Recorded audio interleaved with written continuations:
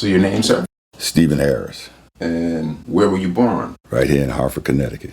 You know, it was funny because I was recruited by a person, and they said, listen, man, we need some black men on the board. My first thought was, I don't know, library, I'm a lot of things, but library? Then I remembered, I was a kid, my mother taking me up on Barber Street to the branch library up there to get my very first library card. And one of the things that she always emphasized, she said, son, if you can read, there's nothing that you can't learn. But if you can't read, there's nothing you can learn. Some things just stick with you as you grow. She would take me to the library and I would go through books. And one of my things I remember clearly is the first time I looked in National Geographic and I saw all these faces. And I just remember, man, it just sparked my interest because I'm looking at folks that look like me that were off in a distant country. And I saw folks that didn't look like me that were in another distant country. The library, I give a lot of credit for my curiosity because I saw things in those books that I had never seen before or imagined existed. I just see libraries as national treasures within neighborhoods. So to get back to how I got on the library, that thought came to mind. I said, you know what? Maybe I can do some good for the people in the 06120 in this city that look like me, to get them interested and utilizing the library as a resource to expand their horizons and to open their minds and shine that light in that darkness. 06120 is the poorest zip code in the state of Connecticut. And I don't say that with any shame because we have good people that live in the 06120. It's a section of the city that never recovered from the riots in the 60s. I graduated from Weaver in 66. And I went in the service. I enlisted. My mother said, you are not going to hang around here doing nothing. And that following year, I was in Vietnam. It was traumatic. Imagine being 19 years old. You graduated from high school. You was one of the big wigs at Weaver, one of the homies that kind of had the run of the school with the rest of the crew. Came back home, told my mom, I said, look, I'm not going to survive this draft thing, so I'm going to enlist and maybe I can get a better deal. And as I said, I enlisted 1966, 19 years old. First time really away from home. And within a year's time, and I was in the jungles of Vietnam in the infantry. My earliest memories was getting on that plane. We made a stop in Alaska, Japan, and the last stop we made was in Cam Ranh Bay, Vietnam. And I just remember looking out the window and seeing these Vietnamese women along the runway with these straw brooms just sweeping the runway. And I'm like, this ain't home. And I remember when they opened that door, it instantly got hot as an oven inside that plane. And we got off that plane, and the rest was just trauma from that day forward. Like I said, I was in the infantry. I just turned 20 now. War shows you the worst of mankind. One thing about the military is I don't care where you're at, where you're stationed. We get the news, especially bad news. And I just remember we went on a combat assault, jumped out of those choppers in what we call a hot LZ under fire. We had to take a hill. And I just remember we fought up that hill, chased the NVA off the hill, and every night you dug a bunker. That's how you lived. You lived in the ground.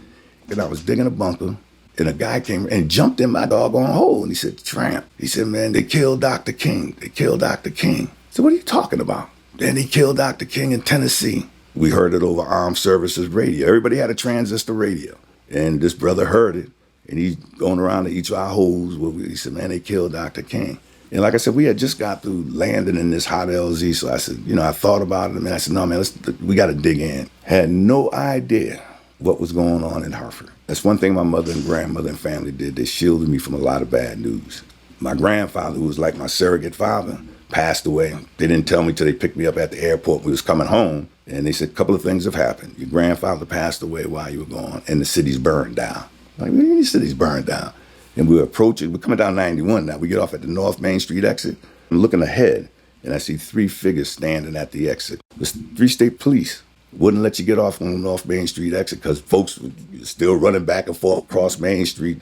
We had to go downtown, got off at the State Street exit, go up to Main Street, take a right, come back down Main Street going north. Well, the first thing I noticed was there was nobody downtown. It was like a ghost town. Then when we get down to Main, Albany Avenue, Church and Ann Street, there was a barricade across all of that. We were in a line with other cars, and behind the barricade were Hartford Police, State Police, and National Guard. And I could smell the tear gas in the air. I could see smoke. And I remember they waved us up to the barricade and they asked my uncle who was driving, where you going? He said, we're going home. He said, well, where do you live? He said, Cleveland Avenue. He said, show me your driver's license. Then another officer looked in the back seat where I was, and I got on this uniform, and he says, you're in the service. I said, yeah. He said, just got back from now. He says, okay. He told us, go, let him go through. Let him go. And he said to me, I'll never forget this. He said, be careful. Now, this is a man telling me to be careful in a neighborhood I knew every inch of that I grew up in. And I just found that to be awkward. As we went down Main Street, I'm looking left and right, and I couldn't believe what I was seeing. Burned buildings, looted properties, businesses. And I said to my mother, I said, I just left this 24 hours ago. And I thought I was coming home to sanctuary. And North Hartford hasn't recovered from that yet. Well, the library got burned down, first of all, the one I got my card from. Anytime you lose documents, particularly historical documents, you don't get those back. It's funny because when I got in the fire service, when I started teaching fire education to citizens, one of the first things I would tell people is, listen, go out, get you a fireproof box, get your Social Security card, your insurance policy, anything valuable, put them in that fireproof box, because God forbid you should have a fire. One thing about fire, it burns up everything. Those important documents that you're going to need to restart your life. You got to protect those documents because you don't know how hard it is to get another Social Security card or another whatever. This fire stuff is serious business. And it's funny because I used to walk past a firehouse just about every day. Never gave it any thought to being a firefighter. Finally got out the service. I went to Pratt & Whitney for a hot minute. And I said, I can't do this. So I was going to go back and re-enlist. And I said, you know what? I made it through. And I got to take care of my babies. And I just remember walking up Barber Street to the bus station because I didn't have a car. Go catch the bus, and a fellow by the name of John Abrams saw me. He was on the fire department. He said, hey, Steve, man, you out? I said, yeah, what's going on? We talking. I said, man, I can't do Pratt, man. I'm going back in the service, man. He said, why? I said, because I got to make a living. I got to take care of my babies, my wife. He said, no, man, you ain't got to do that. Come join the fire department. This was my exact words. I said, there is no way in hell I'm going to run into a burning building. He said, but you survived the jungle, right? And I said, yeah. He said, well, you can survive this too. He took me into his living room for about an hour and told me about the fire department, what it consisted of. And when I left there, instead of going downtown and re-enlisting, I went down to City Hall and got an application for the fire department because of this brother took the time to explain the benefit that would be for me and my family. Fire service and firefighting was the best job I ever had. I was 22 when I started. Did 27 years. I've always been adventurous. And once I got on the job, I said, I can do this. But I was very fortunate to meet brothers who were the first to come on the job, that took me under their wing.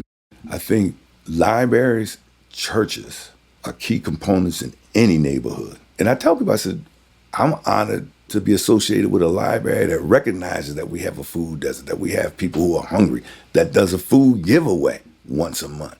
I mean, libraries aren't really designed to be food pantries, but they saw the need. And I said, that's what makes library, especially our library, so unique. They understand the struggles that people are going through. And when people are struggling, it doesn't mean that they're bad. It just means that they're struggling. I used to sometimes wonder why parents would take their kids to appointments. And then someone said to me, Steve, we got a very low literacy rate in this city. So when you see parents dragging their kids to appointments, and sometimes it's for them to read what it is that they need to sign and stuff. And that just struck me. You have young people now graduating from high school with, 5th grade reading levels? How are you going to compete out here with that? My last few years on the fire service, man, I was a recruiter. And I can remember I would sit down at Hal's, in my favorite place, every day. Every place I went, I had applications. See young men and women, come here. You ever think about being a firefighter? Fill out this application. Bring it back to me. I'm here every day. Get the application back. I look at it, misspell words. And you don't have to spell a whole lot. One of the things I would tell them, if you're going to be a firefighter, the number one thing you have to be able to do is follow instruction. Because we do life and death stuff. You have to be able to follow instruction. I gave you an application. What's the first thing on an application that they ask you to do? Put your name. They say last name, first name, middle initial. So if I've got 1,000 filled out applications and I know there's only 10 jobs, I look at that name. If you've got your first name, last name, and it's asking for your last name, first name. Guess where your application goes? I love being on the line. I love running into those buildings. I love putting out those fires. But after a while, I started thinking, every fire we put out, it displaces the people that lived here. I want to be someplace where I can help people learn not to get burned out of your homes. And that's why I said, you know what? I'm going to work on getting into the special services division and teach fire education and fire survival. Sometimes our pride is such that we're scared to try because we've never done it before. Well, I never did firefighting before, but I did pretty good at it when I did do it because I paid attention. And don't ever be scared to ask a question. I'm big on the library because the library does a lot more than just give us books. They feed us in some instances. It's very troubling to me that in many instances, they have to scrounge to get dollars to continue to be able to provide these services. They're institutions. When you want knowledge, go to the library. It's there. It is there. And I think the staff is more than willing to help you in any endeavor that we can. My last parting words is particularly to young people, don't give up. Don't give up on yourself. There's somebody out here who will help you. We just need to know that you need help. Thank you for listening to 250 Stories, a production of HPL Studios at Hartford Public Library. This episode was written, produced, and recorded by Christopher T. Brown, audio edited, mixed, and mastered by Sam Sigmund, edited by Faith Lucas, and with photography and graphic design support from Hartford Public Library's communications team and the Hartford History Center. For more information on this project, visit www.hplstudios.hplct.org. New episodes release every Tuesday, so subscribe to stay tuned.